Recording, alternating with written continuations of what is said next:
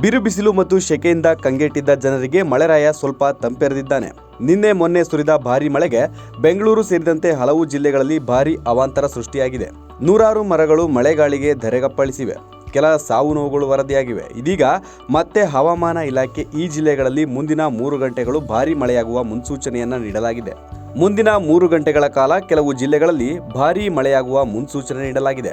ಹವಾಮಾನ ಇಲಾಖೆ ಈಗಾಗಲೇ ಜನರನ್ನ ಎಚ್ಚರಿಸಿದೆ ಮತ್ತು ಕೆಲವು ಪ್ರದೇಶಗಳಲ್ಲಿ ಮುನ್ನೆಚ್ಚರಿಕೆ ಕ್ರಮವಾಗಿ ತಾತ್ಕಾಲಿಕವಾಗಿ ವಿದ್ಯುತ್ ವ್ಯತ್ಯಯ ಉಂಟಾಗಿದೆ. ಹೌದು, ಮುಂದಿನ 3 ಗಂಟೆಗಳು ಚಿತ್ರದುರ್ಗ, ಬಳ್ಳಾರಿ, ವಿಜಯನಗರ, ಬೀದರ್, ರಾಯಚೂರು, ಉತ್ತರ ಕನ್ನಡ, ದಕ್ಷಿಣ ಕನ್ನಡ, ಉಡುಪಿ, ಚಿಕ್ಕಮಗಳೂರು, ಗುಲ್ಬರ್ಗ, ಯಾದಗಿರಿ ಸೇರಿ ಈ ಭಾಗದ ಜಿಲ್ಲೆಗಳಿಗೆ ಮಳೆಯ ಅಲರ್ಟ್ ನೀಡಲಾಗಿದೆ. ಹವಾಮಾನ ಇಲಾಖೆ ಈ ಜಿಲ್ಲೆಗಳಲ್ಲಿ ಮುಂದಿನ 3 ಗಂಟೆಗಳು ಭಾರೀ ಮಳೆಯಾಗಲಿದೆ ಎಂದು ಮುನ್ಸೂಚನೆ ನೀಡಿದೆ. ಜೊತೆಗೆ ಈ ಕೆಲವು ಪ್ರದೇಶಗಳಲ್ಲಿ ತಾತ್ಕಾಲಿಕವಾಗಿ ವಿದ್ಯುತ್ ವ್ಯತ್ಯಯ ಉಂಟಾಗಲಿದೆ. ಈ ಬಾರಿ ರಾಜ್ಯದಲ್ಲಿ ಮುಂಗಾರು ಪೂರ್ವ ಮಳೆಯ ಅಬ್ಬರ ಜೋರಾಗಿದೆ. ಹಲವೆಡೆ ಉತ್ತಮ ಮಳೆ ಆಗ್ತಿದೆ. ಬೇಸಿಗೆಯಲ್ಲೂ ಮಳೆರಾಯ ಕೃಪೆ ತೋರಿದ್ದಾನೆ.